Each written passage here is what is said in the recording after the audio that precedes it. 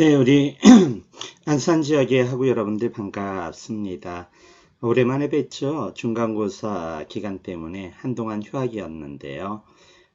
이렇게 세 번째 수업을 오늘 진행하게 되어서 참 기쁩니다.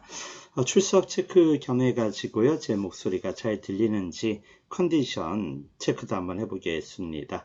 우리 학우 여러분들 마이크 좀 이렇게 틀어가지고요.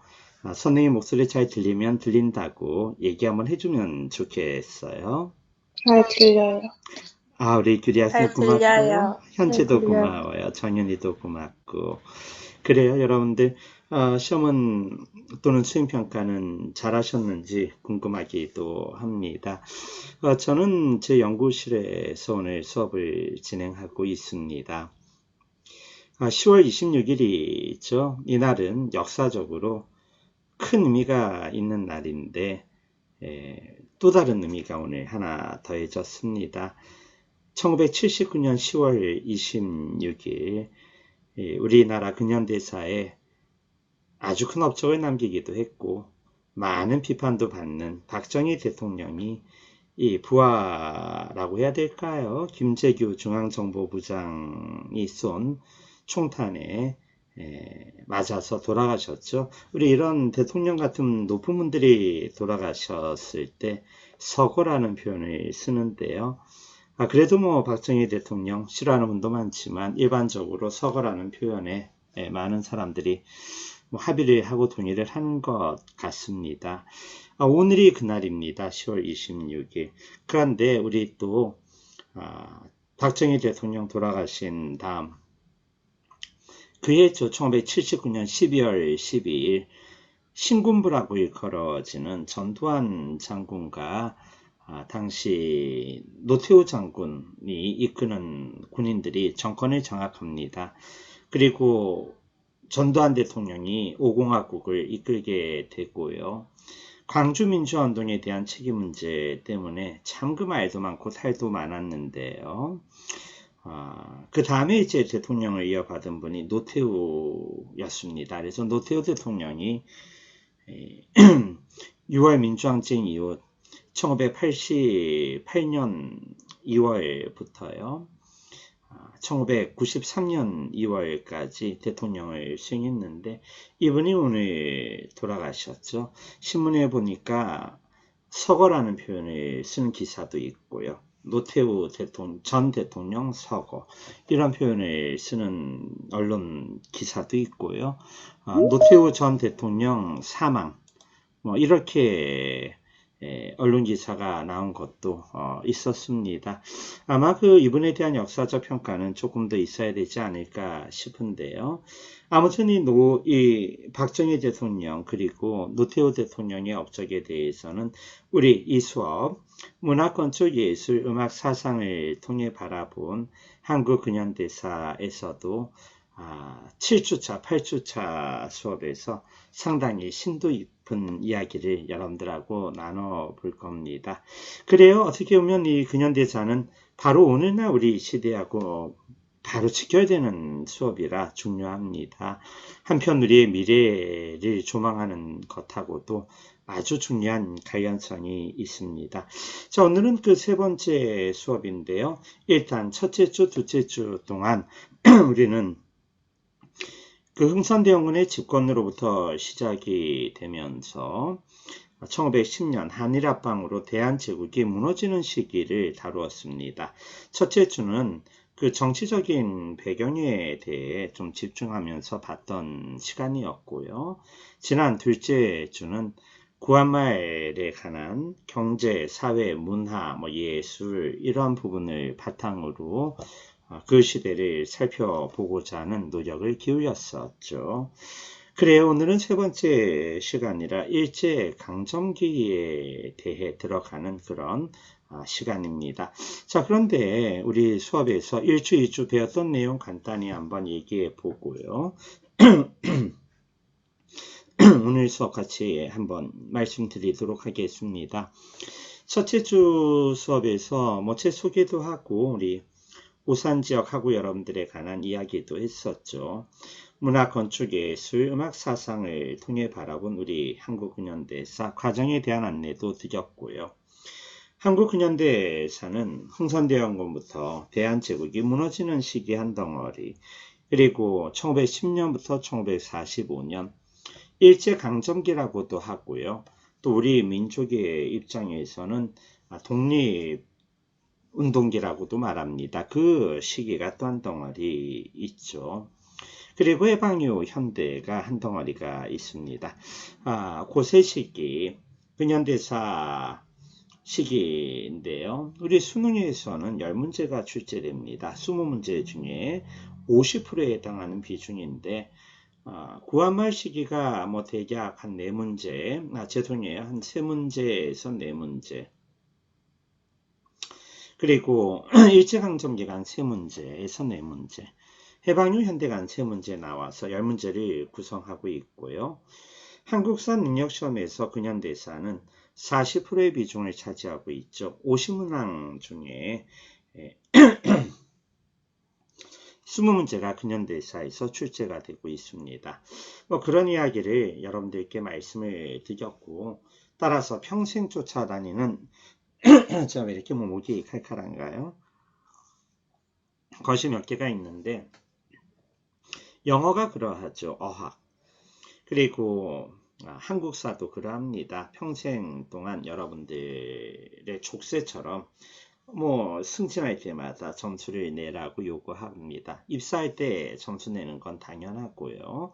현재도 공무원 시험 볼 때 한국사가 필수적인데, 지난 시간 저는 여러분들께 학교에 있는 물리 선생님이라고 해도 국립학교인 경우는 한국사 능력시험 3급을 통과해야 응시 자격이 있다. 그런 말씀을 드렸었죠. 또 첫째 주는 시간관념에 대해서도 얘기를 드렸어요. 과거 이야기라고 해서 다 과거 이야기는 아닌 것이다. 뭐 예를 들면은 다 조선시대 역사지만 세종은 15세기 때 왕이 있고요. 연산군은 16세기 첫 번째 왕입니다. 같은 16세기지만 장금이가 활동했던 대장금 시대는 연산군 다음 중종 때라는 그 맥락을 알고, 그 우리가 이제 영어로 컨텍스트라고 하는데요. 그런 맥락을 알고 공부도 해야 되고 사극도 그러한 관점에서 봐야 되는 거죠. 같은 16세기입니다만 선조는 임진왜란을 겪었던 비운의 왕이기도 했고요. 그런데 선조를 우리가 관련된 사극을 보거나 선조에 관련된 내용을 볼 때는 임진왜란 전인지 후인지 또는 임진왜란 도중인지를 구별하면서 봐야 하는 거예요. 일례로 그 송강 정철의 가사 세 가지가 유명하죠. 세 가지. 삼위인곡, 송미인곡, 관동별곡. 요 세 개가 이제 송강 정철 선생의 대표작인데, 그는 붕당 정치에서는 서인에 속했던 분입니다. 근데 그가 쓴 관동별곡 이런 것들은 여러분들이 국어 시간에 당연히 배우실 텐데요. 그때 왕이 선조입니다. 선조. 어와 성리야 가디록 만극하다 할 때 그 성어는 선조의 은혜라는 건데요. 근데 그 선조 임진왜란을 기준으로 그 이전이냐 그때냐를 봐야 되는데, 임진왜란 이전에 정철 선생이 지은 거니까 그 관동별곡에 보면은 강호의 병이 깊어 둥림에 누웠더니 관동 800리의 방면에 맞대이시니 어와 성원이야 가디록 만극하다. 연추문들이 달아. 이런 표현이 나오는데요. 연추문은 경복궁 서쪽에 있는 문입니다. 경복궁 서쪽 연추문 지금도 있죠. 복원한 문이 있죠. 그러니 그때는 임진왜란 이전이라는 걸 알 수 있어요. 왜냐? 경복궁은 임진왜란 때 완전히 파괴가 되거든요. 그래서 그게 복원이 된 거는 흥선대원군 이후였었던 거죠. 자, 그와 같이 역사에서는 이 시기를 구별해서 봐야 합니다. 당연히 문학작품이라던가 예술작품을 여러분들이 감상할 때에도 그 시대가 언제였는지를 꼭 확인해야만 합니다. 그냥 저 그림이 나의 마음에 든다, 저 드라마 너무 재밌다, 이렇게 끝날 거는 아닙니다. 그걸 여러분들이 염두에 두고 보셔야 되는 거고요. 그리고 우리가 단군 조선, 이성계의 조선, 북한 조선으로 이어지는 그 한 계보, 우리도 쓰죠. 물론 우리도 조선일보도 있고요. 또 대한항공이 나타내는 표방하고 있는 표가 있고 잡지 이름도 그렇고요. 모닝캄, 조용한 아침의 나라에서 따온 거죠. 모닝캄. 그러나 실은 그 모닝이 아침 조자, 캄은 조용하다는 뜻도 있지만 신선하다라는 뜻도 있으니까 조선을 그렇게 풀이한 것도 있어요. 오늘날까지 우리에게 상당히 영향을 주는, 우리를 나타내는 한 계보의 단어였습니다. 그런가 하면 고구려, 고려, 코리아로 이어지는 또 다른 우리를 나타내는 계보가 있고요. 그래서 지금도 예를 들면은 중앙아시아에 사는 한국인 동포들, 왜 그들이 중앙아시아 가게 됐는지 오늘 한번 얘기해보죠. 1937년 당시 소련의 지배자 스탈린이 일본인하고 헷갈린다는 아주 황당한 이유로 블라디보스토크 일대, 러시아 연해주 일대에 살던 우리 동포들을 강제로 중앙아시아로 이주를 시켰습니다. 많이 죽었죠. 그리고 그 후손들이 지금도 살고 있는데 그 사람들을 고려인이라고 부릅니다. 우리 민족끼리는 고려인. 현지에서는 이제 러시아 말로 그걸 까레이스키라고 부르는데 그 까레이라는 것도 실은 코리아의 변형인 단어인 거죠. 지금도 그렇게 활용이 되는 용어죠. 한편 마한친한 변환의 사만, 대한제국 황제의 나라, 이게 이제 1919년 3.1운동 이후 우리는 황제가 아니라 주권이 국민에게 있다. 대한민국. 우리는 현재도 대한민국을 채택하고 있잖아요. 북한은 조선민주주의인민공화국, 조선을 채택하고 있고요. 그러나 남한이건 북한이건 다 우리는 코리아라는 이름을 영어 명칭에서는 쓰고 있습니다. 그래요, 그런 이야기 말씀드렸습니다. 또 조선 명탐정이라는 영화는 정조 때니까 권총이 나온다라던가 포약은 나오지만 그 포약이 다이너마이트는 아니에요. 왜냐하면 다이너마이트는 19세기 후반 스웨덴의 과학자 노벨이라고 하는 사람이 만든 거고, 그래서 그 사람이 번 돈 가지고 사회에 기여하겠다라고 만든 상 이름이 노벨상인 거잖아요. 그래서 이 역사를 안다는 거는 우리가 삶을 다르게 본다는 걸 의미합니다. 사실 5천만이라고 하는 사람이 대한민국에 지금 이 순간에도 살고 있지만, 그러나 그 사람들이 생각하는 건 전혀 다릅니다. 어떤 사람은 오늘 노태우 대통령이 서거했다고 하죠. 그래도 그분에 대한 예우상 서거하셨다는 말을 듣고 그냥 그 사람 죽었구나 이런 사람도 있을 것이고요.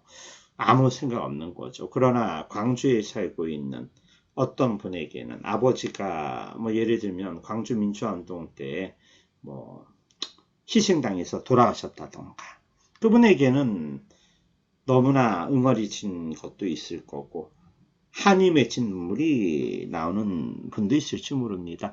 한편 광주 민주화운동을 상당히 폄하하는 분들도 있어요. 우리 사회 분명한 현실이고요. 그분들의 주장도 나름대로 논리적 근거를 갖고 있는 부분이 있거든요. 왜 그런지는 우리가 나중에 수업 때 한번 또 얘기를 해볼 텐데요. 그럼들 입장에서는 또 노태우 대통령이 남긴 업적도 몇 개가 있습니다. 공산주의 국가들하고 수교를 했던 북방 외교라던가 또 부동산 정책을 대단히 잘했어요. 그건 부인할 수 없는 현실인데, 실은 그 분당이라던가 일산이라고 하는 신도시도 노태우 대통령 때 처음 만들어졌던 거죠. 우리 오산 지역에 개발이 되는 것도 어떻게 보면 그때 본격적으로 좀 개발이 된 측면도 없지 않아 있습니다. 왜냐하면 그 분당 옆이 수원이고 수원 밑이 오산이다 보니까 그런 면이 없잖아 생기게 되는 거죠. 자, 그래요. 그래서 전혀 눈에 보이는 모습이 같은 게 아니에요. 이제 역사가의 시선, 제가 그런 얘기를 했었고요. 또 역사가는 역사적 사실을 가지고 본인이 해석을 입힙니다. 물론 그 해석은 주관적입니다. 그러나 역사가가 해석을 내리는 주관적인 부분은 객관적 증거를 확보해야지 인정을 받습니다. 그렇지 않으면 그건 그 사람만의 이야기가 되는 거고 해석이 되는 거거든요. 물론 역사 소설, 역사 드라마, 역사 영화도 역사적 사실을 근거로 합니다. 그러나 여기에는 허구적 요소가 들어가 있습니다. 예를 들면 대장금이라고 하는 드라마에는 전혀 실존 인물이 아닌 사람들이 나타나고 대장금이 그런 말을 했다라고 확신할 수 없는 말들이 일어나는 거예요. 로맨스라던가 다양한 부분에서 말이죠. 역사적 사실을 바탕으로 한다는 점은 사극과 역사가가 쓰는 글이 공통점이 있겠고 둘 다 주관적인 해석이 들어간다는 점도 공통점입니다. 하지만 역사가가 내세우는 해석은 역사적 사실에만 입각해서 본인이 상상력을 제한된 범위에서 발휘한다는 점에서 허구의 사실을 일상적으로 쓰게 되는 역사 소설이나 문학 작품하고는 상당히 다릅니다. 물론 문학 작가 중에도 철저한 고증을 통해 자신의 글을 표현하려고 시도하는 작가들도 있습니다. 그런 분들은 어떻게 보면 역사성이 뛰어난 문학 작품이라고 말을 할 수는 있겠지만 그럼에도 불구하고 그런 것이 만약에 일부라도 허구의 내용이 또는 가상의 내용이 들어가는 여지가 있다면 그거는 역사서라고 말하기는 어렵게 되는 것이죠. 그래야 뭐 그런 부분들을 여러분들이 첫째 주에 저하고 공부하셨고요. 역사가의 시선, 비판적 사고, critical thinking, 비판적인 사고. 그래서 역사가는 설령 예를 들면 그 윤치호라는 사람이 구한말부터 해방 이후까지 살았던 분입니다. 우리 역사에 상당히 의미 있는 분인데요. 근데 애국가를 뭐 작사했다는 게 일반적인 평가죠. 친일한 부분도 있었고요. 근데 그분이 일기를 한 수십 년간 썼어요. 그러나 역사가는 그 일기를 완벽히 믿지는 않습니다. 그 사람이야 자기 생각을 적었다고 썼지만 그러나 그 사람이 썼던 일기 오늘날 남아있는데 그거를 읽고 있는 역사가는 항상 비판적으로 봅니다. 정말 이건 윤치호가 자기의 진심을 적고 있는 것인가? 아니면 진심을 은폐하면서 적고 있는가? 왜? 뭐 혹시 뭐 일제 때 경찰이 자기 일기를 볼 수 있다고 생각할 수도 있는 거잖아요. 또는 뭐 고종에 대한 욕을 하고 싶지만 잘못 욕을 하면은 역적으로 몰리기도 할 수 있으니까요. 그런 것들을 우리가 상당히 조심스럽게 보게 되는 거죠. 네, 그렇습니다. 그래서 우리가 같은 시대를 저하고 여러분이 살고 있지만 제가 바라보는 세상의 일과 여러분들이 바라보는 세상의 일은 다를 수가 있고요. 또 우리 이 오산 지역에 있는 고등학생이라는 점에서 여러분들은 다 공통점이 있으시나 여러분들 내부에서도 어떤 역사적 사건에 대한 평가는 다를 수가 있겠습니다. 아무 생각 없이 사는 사람도 있죠. 그냥 하루하루가 즐겁고 게임하고 뭐 그런 역사적인 것에 대한 고민이 없이 사는 경우도 있습니다. 실은 뭐 중학교 3학년에 있는 제 둘째 아들이 좀 그런 것 같아서 제가 굉장히 안타깝기도 하고 불만도 있는데 의외였어요. 그저께 일요일 날 제가 그 중3짜리 아들하고 죄송해요. 제가 오산으로 이사 갔습니다. 지난주 금요일 날 오산에 뭐 어디래더라 무슨 내산미동인가 네 그쪽으로 이사를 갔는데 아들 데리고 제가 윤건능을 갔어요. 제부도도 한번 갔다 왔는데 일요일 날 그 윤건능 가는데 육능 건능 단풍이 너무 좋더라고요. 그래요 여러분들 그 육능 건능 가는데 아들이 물어봅니다. 아빠는 사도세자를 죽인 영조에 대해서 어떻게 생각하냐고. 제가 감동을 받았어요. 공부는 잘 못하는 아들이지만 제가 참 그 마음이 다른 거죠, 여러분. 저야 학교 다니면서 공부는 뭐 어렵지 않다라는 생각을 했었고 공부하는 걸 나름 좋아도 했었고요. 그래서 국어 고문 같은 거는 그냥 다 외우기도 했고, 그 아까 감동별고 외워드렸잖아요. 좀 마음이 답답하기도 한데 그래도 우리 아들도 그런 생각이 있기는 하구나 라는 걸 느꼈습니다. 네, 일주 그런 내용들 이야기했었죠. 지난주는 그래서 이제 그 구한말이라고 하는 시기 1863년부터 1910년 사이를 문학이라던가 건축, 사상, 또 여러 가지 문물, 신문물을 통해 조망을 해 보았고요. 기억나시죠? 강화문연가 같은 노래 이야기도 하고 관련된 수능이라던가 한국사 능력시험 문제도 풀어보고요. 궁궐에 대한 것도 총정리를 한번 해드렸습니다. 여러분들 저기 왜 파일을 다 단톡방에 올려드렸잖아요. 잘 다운받아서 여러분들이 보완하면서 활용하시면 좋겠고요. 혹시 뭐 다운을 못 받았는데 기간이 지나서 그걸 활용하기 어려운 분들이 있다면 단톡방에 올려주시거나 저한테 별도로 카톡으로 요청을 하셔도 되겠어요. 그러면 제가 또 여러분들 한 번 더 올려드리도록 그렇게 하겠습니다. 또한 뭐 구한말 시대의 정신, 망탈리테, 우리가 영어 멘탈에서 온 거라고 했죠. 멘탈, 정신 이런 게 멘탈인데요. 그래서 영어를 우리가 우리말하고 혼합시킨 단어, 멘탈이 무너진다, 멘탈 붕괴, 두 글자 좋아하니까 멘붕, 뭐 이런 말도 쓰지 않습니까? 그걸 학문적으로 표현한 겁니다. 망탈리테라고 하는 단어. 네. 그 시대에 있었던 정신. 우리는 같은 시대에 살고 있어요. 그래서 여러분들 아버지하고 여러분들이 공통적으로 공유하고 있는 망탈리때가 있습니다. 그러나 세부적으로 들어가면 또 달라요. 예를 들면 40대, 50대들, 40대, 현재 40대의 절반 정도, 50대의 한 40% 정도는 문재인 대통령을 강력히 지지했습니다. 지금도 제일 지지하는 계층 중에 하나예요. 다 지지하는 건 아니에요. 여러분들 부모님 중에서도 문재인 대통령이나 이 정부를 지지하는 분이 있고 지지하지 않는 분이 있을 텐데 부모님, 어머님이 40대, 50대, 아버지, 어머니가 40대, 50대라면 확률적으로는 50% 이상이 지지한다고 볼 수가 있겠습니다. 문재인 대통령이 정권을 잡는데 제일 기여한 계층입니다.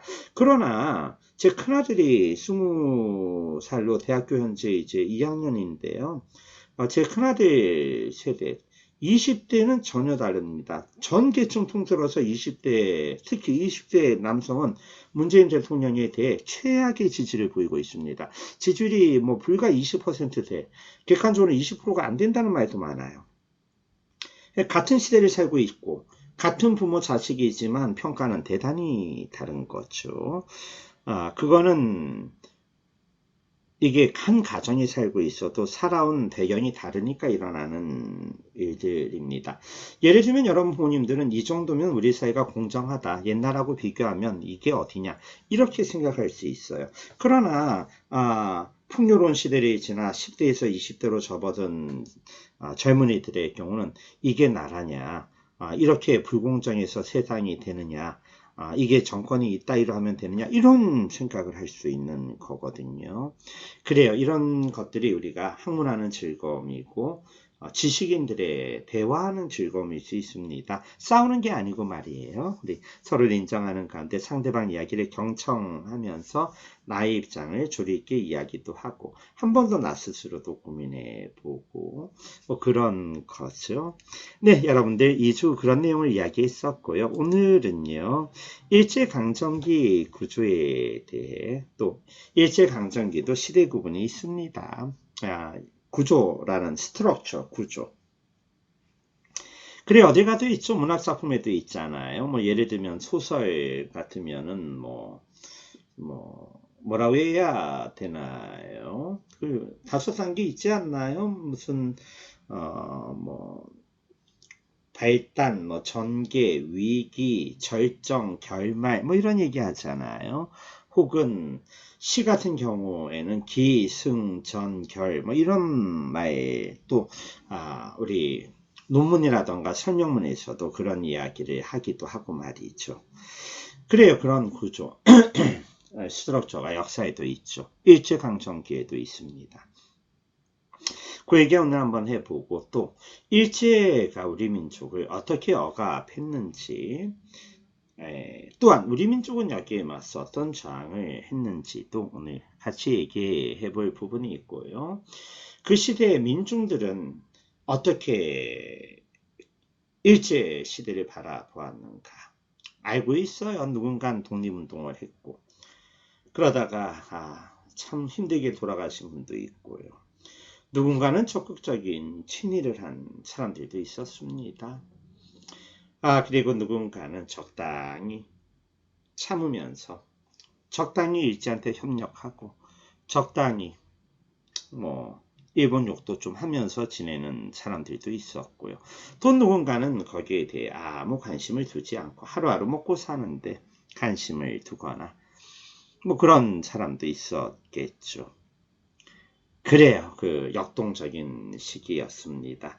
여러분들 할아버지 좀 가게 되면 요 시기를 일반적으로 만나게 됩니다. 여러분들 할아버지들이 일반적으로 또는 증조할아버지 좀 가면 금방 만나게 되고요. 예를 들어 저희 아버지 3년 전 돌아가셨어요. 불과 얼마 전이죠. 3년 전. 근데 저희 아버지는 1935년생이었거든요. 일제 때 흔히 말하는 초등학교, 그 당시 소학교라는 이름이었는데 소학교를 졸업하신 경우가 되겠습니다. 그러니 제 아들, 중학교 3학년짜리 아들은 할아버지를 보게 되면 일제강점기를 만나게 되는 거죠. 제 아들이 본인에게 할아버지 하나를 더 뛰어넘게 되면은 그래요. 우리 가보개혁이라던가 혹은 청일전쟁 이런 걸 만나게 됩니다. 동학농민운동. 불과 얼마 전인 거죠. 우리는 이런 이야기를 통해 그 시대의 망탈리때에 대해 조금씩 한번 접근을 시도해 보도록 합니다. 근현대사 교과서를 꼭 좀 읽어오면 좋겠다. 제가 그런 이야기를 여러 번 여러분들께 강조를 했는데 한번 물어볼까요? 마이크 켜고 누가 한번 얘기해 볼까요? 읽어오신 분 있어요 혹시? 한번 읽어오신 분 있으면 대답 좀 해봐 주세요. 안 읽어온 분은 못 읽어왔다고 한번 얘기하셔도 좋을 것 같고요. 어떠세요?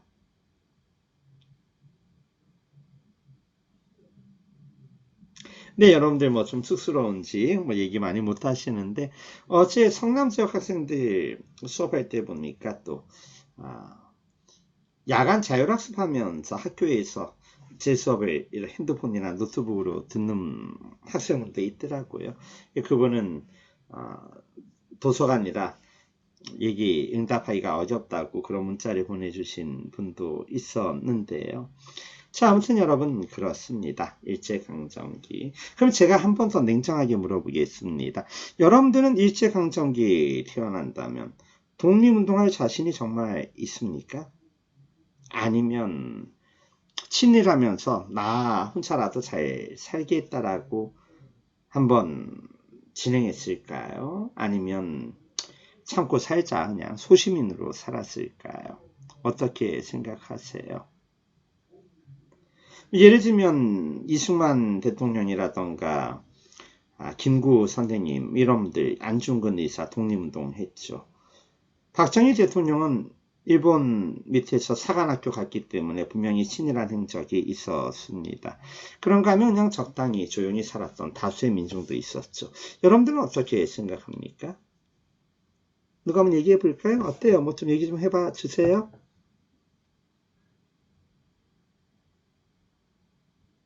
독립운동 못했어도 친일은 안 했을 것 같아요.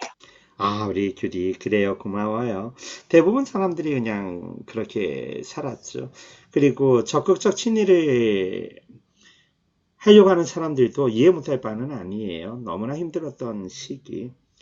나라도 출세하겠다라는 생각을 가진 그 사람들을 물론 역사가는 친일파라고 우리는 기록을 남깁니다. 그 사람이 친일한 행적을 다 남기지만 그러나 곰곰이 생각해 보면 정말 쉬운 얘기는 아닙니다. 그래요. 그런 것들 우리 한번 고민해 보면 좋겠네요. 우리 김규리 학생 너무 감사하고요. 자, 일제강점기는요. 10년 단위로 일반적으로 끊어서요. 1910년부터 19년까지를 무단 통치라고 합니다. 이 시기를 헌병 경찰 통치라고도 해요. 군대가 일반 민간인까지 통제했거든요. 그러나 3.1운동이 1919년 일어나면서 일제는 통치 방법을 바꿉니다. 경찰 통치라고도 하고요. 조선인이 좀 비교적 인간답게 대우해주겠다. 문화 통치라고도 하는데 사실 문화 통치의 핵심은 예를 들면 뭐 친일파를 양성하겠다는 거죠. 시험 문제는 이렇게 나옵니다. 문화 통치 영향을 받아 3.1운동이 일어났다. 틀리죠. 3.1운동의 영향을 받아 문화 통치가 시행이 되고요. 3.1운동의 영향을 받아 대한민국 임시정부가 만들어집니다. 뭐 임시정부가 3.1운동을 주도했다 이러면 틀리는 거예요. 그 문화통치 시기 1920년대라고 할 수 있고요. 근데 1929년 전 세계가 대단한 경제 위기에 빠지는데 그걸 세계 경제 공황 또는 대공황이라고 합니다. 그래서 1930년대 이후 일제는 이웃을 쳐들어가게 되는데 흔히 그걸 제국주의 시대라고 이야기 많이 하죠. 일본 제국주의. 그래서 1930년대 이후를 민족 말살 시기다 이렇게 얘기해요. 31년에 일본은 만주를 쳐들어갑니다. 그리고 37년 중국 본토에 쳐들어가고 41년 미국을 공격하죠. 하와이, 진주만, 펄하버, 진주만을 공격해서 미국과 전쟁에 들어가는데요. 1941년 이후로 2차 세계대전이라고 말할 수 있을 것 같고요. 그래서 이 시기 민족 말살 통치 시기 이렇게 구별할 수가 있습니다. 그 시기 일제가 어떻게 괴롭혔는지 거기에 대한 저항을 우리는 오늘 정리를 할 거고요. 사회문화적인 부분을 다음 주에 다양한 우리 예술적 장르하고 결합시켜서 또 다른 관점에서 한번 검토해 볼 겁니다. 이런 부분, 기록으로서의 역사 맨 위에 있는 거는 기록은 적는 사람 마음이니까 생각하는 사람 마음이라 일제강점기를 여러분들은 스스로 생각할 수가 있습니다. 지금도 있어요. 어떤 사람들은 일본 덕택에 우리가 경제가 발전하고 우리가 이 문명사회에 접어들었다라는 이야기를 지금도 하는 사람들이 믿어지지 않지만 있습니다. 그 사람들 가운데 교수를 하고 있는 분들도 있고요. 그 사람들 논리가 상당히 있어요. 그 사람들도. 그러나 일제강점기 때 우리는 엄청난 억압을 받았고 일본 이놈들하고는 불구대천의 원수라고 생각하는 사람들이 또 많죠. 자, 그러나 일제강점기 때 어떤 일이 있었는지는 우리가 좀 한번 살펴볼 필요가 있을 것 같아요. 그래야 이 두 가지가 맞물리는 거죠. 역사는 사실과 해석의 연합, 대화. 셜록 홈스 얘기도 있잖아요. 탐정과 비슷하다. 그래 여러분들 그런 걸 한번 기억해 주시면 좋겠습니다. 자, 그런데 일제 탄압 내용을 좀 보면은 1910년대에 헌병 경찰 통치, 군대가 통치했다, 무단 통치라고 하는데요. 우리가 한일합방 되면서 일본이 그 총독부가 우리를 지배하게 되는데요. 그 이전에는 통감부가 있었고요. 일제는 우리를 회유한다고 해서 우리 민족 대표들을 모아 중초원이라고 하는 기구를 만듭니다. 하지만 형식상 기구고 3.1운동 이전까지 전혀 소집되지 않아요. 그리고 철저히 우리 한인 관료가 일부 있었으나 대부분은 일본 관료였고요. 그들은 군인 같은 제복을 입고 칼을 차고 다녔습니다. 여러분, 그 칼은 상대방을 죽이는 도구입니다. 이게 음식할 때 쓰는 칼이 아니잖아요. 말 안 들으면 죽이겠다고 하는 뜻이 내포되어 있는 겁니다. 말 그대로 무단 통치죠. 그리고 일본인은 안 때리지만 한민족은 100대까지 잡아다 때릴 수 있습니다. 이게 태형이죠. 마음껏 잡을 수 있었고요. 그래서 이때 모진 매질을 많이 당했죠. 그때 일제가 만든 말이 있잖아요. 조선놈들은 떼져야 된다. 네, 아주 무서운 말이 있죠. 그런데 그 3.1운동으로 일제가 방향을 전환합니다. 그게 보통 경찰 통치, 문화 통치라고 하는데 사실은 친일파를 양성하는 민족 기만 통치였죠. 1926년 강화문에 웅장한 조선 총독부 건물이 만들어집니다. 지난주 제가 말씀드렸고요.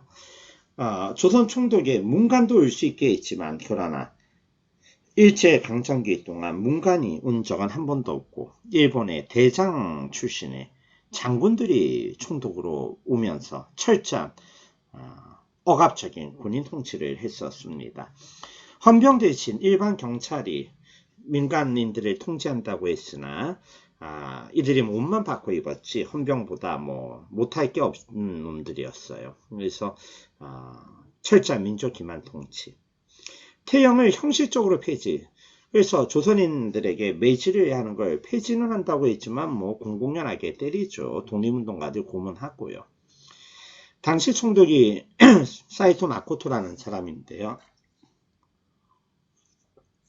그래서 이 사이토 마코토의 지침을 보면 친일파를 기르겠다고 하는 강한 의욕이 나타납니다.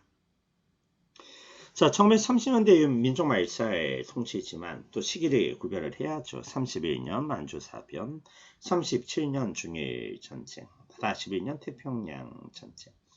그래서 천황폐하의 나라로 만들겠다. 그게 황국신민화 정책입니다. 일본과 조선은 하나가 돼야 한다. 내선 일체. 뭐 어떻게 보면 혈통적으로는 뭐 상당히 맞죠. 실은 백제 고구려가 건너가서 일본을 만든 것도 사실이니까요. 그러나 이놈들이 철저히 우리를 억압하니까 문제가 되는 거고요. 일본과 조선은 조상이 같다. 일선동조. 하지만 이걸 내세우면서 천황폐하에 대한 충성을 요구하고 철저하게 우리의 문화를 말살했던 겁니다. 신사참배, 한국사 한국어 교육을 사실상 금지한다던가, 그리고 창씨개명을 강요한다던가. 그나마 몇 개 없었던 우리나라 신문. 이 신문들은 어떻게 보면 그래도 일본에 협조를 했기 때문에 당시 살아남은 신문들인데 그 신문들마저 폐간시켜버립니다. 조선일보, 동아일보 1940년 폐간되죠. 우리 한국인이 한국어를 연구하면 감옥에 가서 매질당하고 죽기도 하는 겁니다. 그게 조선어학회 사건입니다. 한국인이 한국어를 연구하면 잡혀가는 거예요. 네, 1942년. 이렇게 우리는 억압을 받았던 겁니다. 예를 들면 우리가 2010년대 일본을 지배하면서 헌병을 투입하고 제복을 입고 칼을 차고 다니면서 그들을 억압하고 일본인들이 때려서 100대까지 매질을 하고 말이죠. 일본어 연구하면 감옥에 가두고 고문한다면 그래서 일본 사람들이 우리를 용서할 수 있을까요? 우리는 피해자로 당연히 그러한 고민을 하게 되죠. 그러나 사실 한 번 더 생각해 보면 왜 우리가 그런 일을 당했는가? 그래야 우리가 힘이 없었고 우리가 스스로 국방력을 갖추지 못했기 때문이었죠. 이 부분에서 우리도 한번 고민해 볼 부분이 있을 겁니다. 우리가 앞으로 나아갈 부분도 그렇고요. 결코 우리는 이러한 역사, 임진왜란, 고려시대의 말의 외구, 임진왜란 이전에도 뭐 외구 말로 못하죠. 그리고 또 근현대사의 일제강점기, 그 일제강점기 이전에도 우리를 얼마나 괴롭혔습니까? 지금도 그렇고요. 우리는 결코 일본을 신뢰할 수가 없죠. 근데 일본보다 더한 게 어떻게 보면 중국이었어요. 뭐 우리 살수대첩이니 뭐 이런 것들이 다 중국하고 싸운 거였잖아요. 그래요. 그래서 우리는 스스로가 강해져야 한다는 생각을 가지게 되는 거고 우리 민족이 억세일 수밖에 없는 면이 있는 겁니다. 그런 걸 아마 여러분들이 이해할 수 있을 것 같고요. 그래서일까요? 남녀 불문하고 사실은 우리 민족이 좀 강합니다. 어떠세요, 여러분들? 어머니는 집에서 부드러운 편인가요? 좀 강한 편인가요? 상대적으로 일본 여성들이 조금은 집에서 부드럽다고 이야기하고 제가 봐도 좀 그런 면이 없잖아 있는 게 아닌가 싶기도 하는데요. 반면에 우리 여성분들은 상당히 강하죠. 네, 그건 근현대사에서 일제강점기 6.25 전쟁의 폐허, 가난했던 60년대 보릿고개 겪으면서 어쩌면 유전적으로 각인이 되어 있는 모습일지도 모릅니다. 네, 여러분들 그런 이야기 한번 하고요. 네. 2017년 3월 수학여시험 모의 문제, 말이 모의고사지. 정부가 내는 거라 수능이라고 볼 수 있죠. 다음 법령이 시행되었던 시기 옳지 않은 겁니다. 헌병이 치안 유지를 한다고 나오고 있습니다. 그래서 여기 앞부분 한번 가보면은 1910년대 헌병, 뭐 총독부, 중추원, 한인가요, 제복할, 태형, 백대, 100원, 벌금이죠. 구주, 뭐 이런 것들인데요. 옳지 않은 걸 묻고 있죠. 1번 회사령은 경제 부분에서 좀 이따 배울 1910년도에 시행된 거 맞고요. 2번 조선 퇴역령 맞아요. 3번 토지조사 사업, 우리나라 토지 뺏어간 건데 1910년대입니다. 잠시 뒤 보고요. 학교 선생님이 제복학할, 맞죠? 아까 제복할 얘기했잖아요. 5번 유엔 한국 임시위원단. 그런데 그때는 유엔은 없었고요. 유엔 한국 임시위원단이 구성되는 건 해방 이후 남한과 북한의 통일 문제를 다룰 때 만들어지게 됩니다. 1947년 겨울부터 48년 초 사이 일인데요. 5번이 답이 되겠습니다. 네, 여러분들 자료 드렸으니까 한번 잘 정리해 주시기를 당부드립니다. 2017년 이번엔 진짜 수학능력 시험 문제 한번 보죠. 조선 총독부는 현재 무엇을 실시? 네. 일단 1번의 회사령은 1910년대라고 제가 얘기했고요. 이건 경제 부분에서 한 번 더 얘기할 건데요. 2번에 미국 공출은 쌀을 강제로 뺏어가는 건데요. 민족 말살 시기, 특별히 1940년대고요. 쌀만 뺏어간 게 아니죠. 국민들이 강제로 노가다 끌고 가는 걸 징용, 역시 40년대. 또 국민들을 강제로 군대 끌고 가는 걸 징병이라고 하죠.